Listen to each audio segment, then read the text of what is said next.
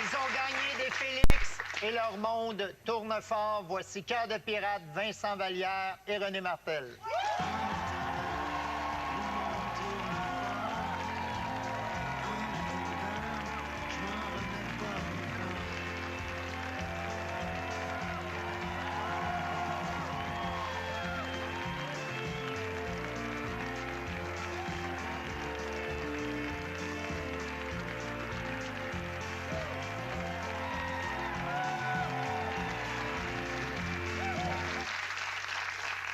Bonsoir à vous trois. Bienvenue à Tout le monde en parle. Vous avez tous les trois connu votre moment de gloire au dernier gala de la 10 dimanche dernier.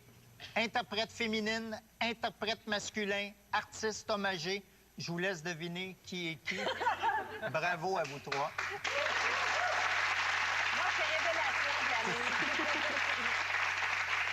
Béatrice, en plus d'interprète féminine de l'année, tu as remporté le Félix de l'album pop de l'année pour ton deuxième album, Blonde, et celui de l'artiste québécois de l'année s'étant le plus illustré hors Québec. En 2009, tu remportais le prix de la Révélation. Penses-tu que tes chances pour le trophée hommage sont bonnes l'an prochain? En tout cas, avoir une aussi longue carrière que René Martel, déjà ça. Donc, en tout cas, c'était déjà assez inespéré de voir autant de trophées cette année. Je m'y attendais vraiment pas. Trois. C'est assez intense. Vincent, toi, tu as mérité le titre d'interprète masculin de l'année. Toi, ça fait 12 ans que tu roules ta bosse comme auteur, compositeur, interprète.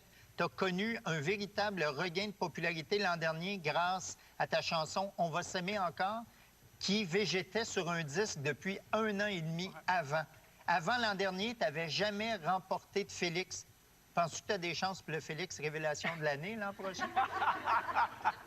Mais en fait, je me trouve assez bien révélé comme ça, pour tout dire. Plus révélé que ça commence à être révélé pas mal. C'est un prix de popularité que vous avez gagné tous les deux. C'est comme un trophée artiste, là. C'est le public qui a voté pour vous, là. Oui, mais c'est ça qui... Moi, je sais que pour moi, c'est la seule raison pour laquelle je continue à faire de la musique, là. C'est parce que je sais qu'il y a des gens qui vont l'écouter. Donc, de me retrouver avec ce prix-là, puis je pense que pour Vincent, c'est le peuple qui parle, c'est malade, là. On va juste continuer à faire de la musique. Pour moi, c'était comme inespéré. Non, c'est une grosse surprise. Écoute, on a vu ta face là, quand tu as gagné. Tu avais l'air de te demander s'il n'y avait pas un autre Vallière dans la colonie artistique. Mais sérieusement... Il y a comme 10 nominés, là. C'est impressionnant. Oui, puis c'est ça. Puis moi, je pensais pas, en fait, que j'étais destiné à ce type de carrière-là. Tu sais, moi, j'ai toujours mis beaucoup de temps sur l'écriture de mes chansons, sur mes spectacles. Et puis de constater que le grand public a décidé de me donner cet honneur-là, moi, ça m'a scié complètement. Là. Encore en parler, être ici, puis en parler, ça me fait vraiment drôle. René Martel, c'est à toi que la disque a rendu hommage cette année pour tes 60 ans de carrière. Oui. Bravo. C'est la deuxième distinction du genre que tu reçois en 2012, en juillet, le Festival d'été de Québec. Tu avais décerné le prix Miroir, aussi en hommage à ta carrière. Recevoir des hommages, est-ce que c'est un peu comme le soleil qui dit bonsoir aux montagnes? C'est sûr que la reconnaissance, tout le monde aime ça. Puis ça m'a... Quand on m'a téléphoné pour me dire qu'on me rendait cet hommage-là, j'ai dit, boy, j'espère qu'ils ne donnent pas cet hommage-là quand tu es en fin de carrière, parce que moi, j'ai pas fini, là. T'as pas fini, t'en restes. Non. Moi, ça m'a touché beaucoup, votre hommage. Ce que j'aime aussi, c'est que les 2 derniers albums que vous avez faits, c'est probablement dans les meilleurs de votre carrière. Oui. C'est un peu ça, je trouve, à l'image des plus grands, comme Bob Dylan, puis comme Loretta Lynn, puis Neil Young, qui ont tout vécu, puis qui, au bout de tout ça, ils sortent encore comme le meilleur jus. Moi, je sais que les 2 derniers albums que j'ai faits, c'était très important pour moi de faire, c'est-à-dire pas de faire autre chose, mais d'aller plus loin. Puis c'est ce que je veux tout le temps, parce que je me dis, ça fait tellement d'années que je suis là, qu'il y a des choses que j'ai prouvées. Et maintenant, je veux me faire plaisir et puis je chante des auteurs-compositeurs. D'ailleurs, ça fait 2 fois que tu m'écris une chanson puis je la prends pas. C'est ça. Mais C'est le bonsoir pour y sortir ça dans la face. C'est le bon. Bravo. Non, mais je lui ai dit. Je lui dis parce que je veux pas qu'il arrête de m'en écrire. Non, j'ai pas dit mon dernier mot. C'est pour ça que, non. pour ça que les compliments fusent ce soir. Mais moi, René, j'étais chez moi, puis j'ai pleuré en te voyant aller chercher ton prix, parce que je sais qu'il y a eu des années difficiles dans ta vie personnelle. Je l'ai vécu un peu avec toi. Ben, d'ailleurs, je t'ai pleuré sur l'épaule pendant une fin de semaine de temps. Ben, c'est ça, puis là, ben, j'étais content de voir que ça allait mieux. Ça va mieux, donc? Ça va très bien. Bon. Oui, ça va très bien. On s'en sort, que si tu veux, on peut pas toujours rester à la même place. Non, je vais bien aujourd'hui. Cette fin de semaine-là, tu avais broyé beaucoup. Eh bon, t'es divine. Je pense que je suis l'artiste qui a fait la petite séduction qui a pleuré le plus à ton émission. Ça, je te le confirme. C'était épouvantable, mais ça fait rien. Je passais quelque chose de difficile à l'époque. Et puis bon, ben, je vais bien aujourd'hui, fait que t'as pas à t'inquiéter. Je suis content. Béatrice, tu as remporté le Félix de l'artiste québécois de l'année s'étant le plus illustré hors Québec. Es-tu surprise de gagner contre Simple Plan, qui a eu des numéros 1 en Asie, en Amérique du Sud et en Europe? Non, mais je pensais ça, c'était vraiment un des prix que je me disais, c'est pas possible. Ils m'ont mis là par défaut, là, parce que j'ai fait des choses à l'extérieur, mais Oui, mais t'es populaire à l'extérieur. Oui, mais c'est que ça m'a comme rappelé, j'avais fait des choses, justement. Je fais, c'est vrai, j'ai fait une tournée pendant 7 mois. J'étais enceinte aux États-Unis, en train de faire des concerts. C'est vrai que j'ai fait ça. Puis là, je m'en suis comme rappelé sur le coup quand j'ai gagné. Tu commences à avoir des petits blancs de mémoire déjà? Oui. Surtout en ce moment. Avec le manque de sommeil. Bref.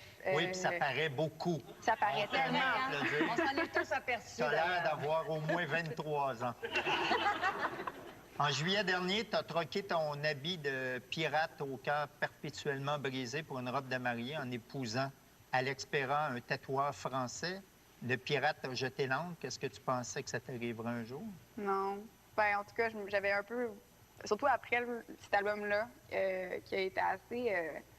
Qui était l'histoire des cœurs brisés. Oui, mais surtout en parlant d'une personne en particulier. Puis après cette personne-là, une fois que cette relation a été terminée, que j'ai fait un album là-dessus au complet pour me purger de tout ce que j'avais comme sentiment, je me suis dit, c'est bon, je vais jamais trouver quelqu'un qui veut de moi, parce que j'y arrive pas, là. Tu es tombé sur quelqu'un qui n'écoutait pas les paroles. Ben, et oui, peut-être, je sais pas.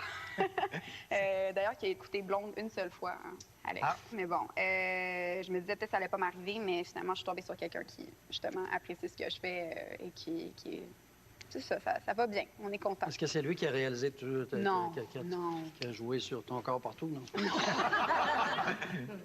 Et comme un bonheur arrive jamais seul, le 4 septembre, tu as donné naissance à une petite fille qui s'appelle Romy. À quel âge aura-t-elle le droit d'avoir son premier tatou? À 18 ans, comme tout le monde. Comme tout le monde? Comme tout le monde. C'est 18 ans pour vrai, non? C'est 18 ans par la loi, là. Ah, oui? Oui. Mais il y a du monde qui l'ont fait avant, puis je le recommande pas. Fait que... Comme moi. Ma fille. Et ta fille aussi? Tu peux avoir genre tes parents, ils peuvent venir avec toi, puis d'habitude, il y a des tatoueurs qui le laissent faire. Mais 18 ans, c'est un peu l'âge où n'importe qui devrait prendre des décisions normales, parce que c'est l'âge de voter, tu devrais prendre des décisions comme... Bien, Vincent, là, bien sage, mais à partir d'ici, s'est fait tatouer Spider-Man au complet. Oui, c'est impressionnant. Oui, je l'ai vu à Saint-Jean, c'est assez...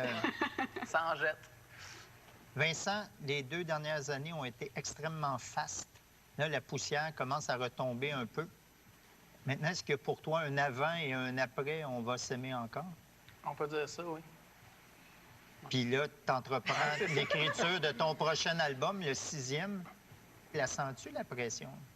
Ce n'est plus une pression pour ma survie. Moi, j'ai senti beaucoup de pression quand j'ai eu à produire mon 2e et mon 3e disque. Et j'avais pas encore de succès à ce moment-là. J'avais un producteur qui croyait en moi.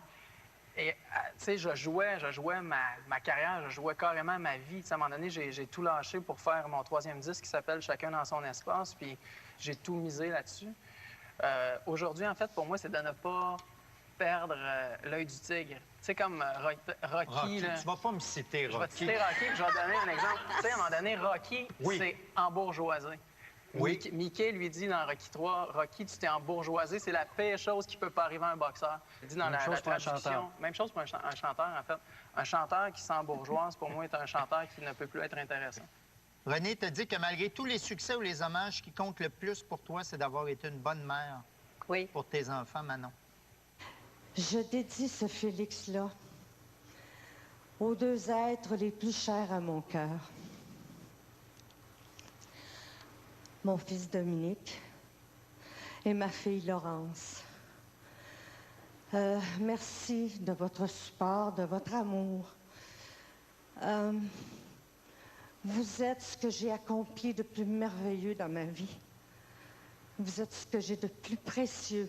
Je vous aime du plus profond de mon cœur. Ça, c'est pour vous autres. C'est pour vous autres, pour avoir parcouru tout ce chemin-là avec moi, puis d'être encore là aujourd'hui, puis de me dire que je suis une bonne maman et de me dire que vous m'aimez.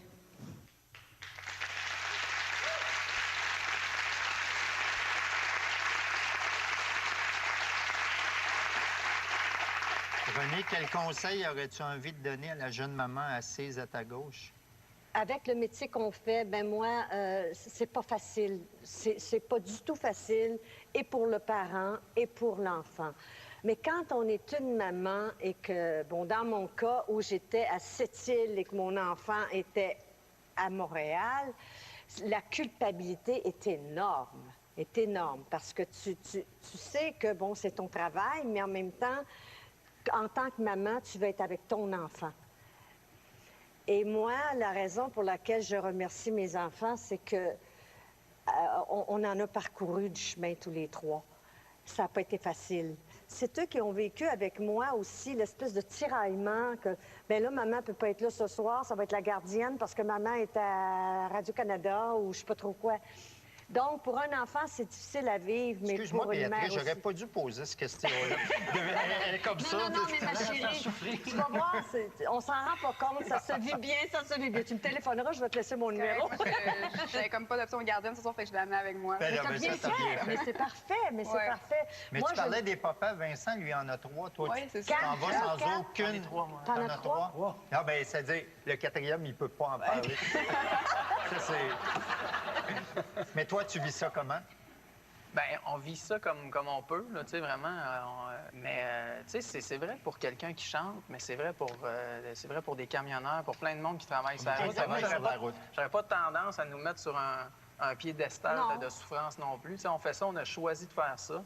Vous êtes des travailleurs itinérants. N'importe quel métier qui te garde hors de chez toi, dans des heures qui sont pas normales pour d'autres personnes, que ce soit n'importe quel métier, t'es éloigné, c'est l'absence de la mère, mais elle veut pas être absente, elle veut être là, mais... Béatrice, est-ce que tu veux réagir ou tu veux juste pleurer? Juste pleurer. Tu veux-tu aller en coulisses retrouver ton enfant? Juste quelque chose à dire, par contre, c'est parce que je suis surtout en train d'arrêter d'allaiter, parce que j'avais comme pas le choix. C'était pas vraiment glamour dans mon cas. Donc, ça, comme j'ai dit à la j'ai une chute d'hormones, puis je le vis encore en ce moment, mais merci de me faire comprendre ça va être. En fin de compte, quand je... Non, mais ça va être 40 ans d'enfer. C'est pas grave. Non, pas du tout, parce qu'on vit à travers ça des moments extraordinaires avec nos enfants. C'est sûr qu'on vit des choses qui sont différentes des autres avec nos enfants, mais on vit des choses extraordinaires. Les mères s'inquiètent de leurs enfants toute leur vie. Renée, sur ton dernier disque, Une femme libre, qui était ton 27e en carrière, tu as demandé à Linda Lemay de t'écrire une chanson, qui est celle-ci. Depuis ton départ bête, ton départ devancé, départ à l'aveuglette, mais bien prémédité, ton départ insultant, comme une gifle à la gueule. Depuis ce geste violent qui m'a laissée toute seule.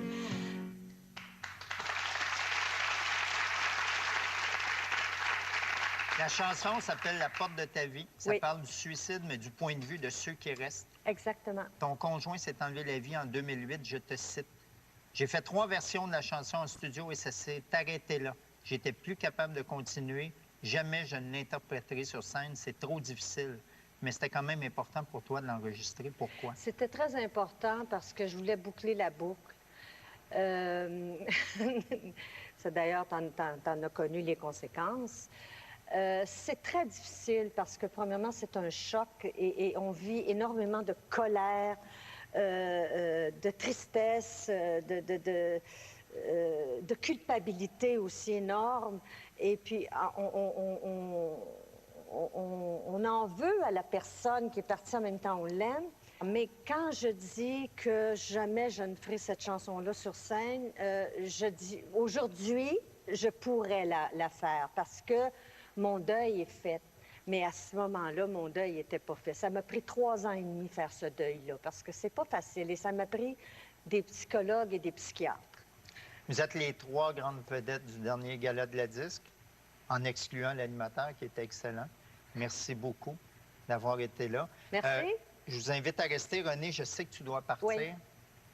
Merci infiniment, madame.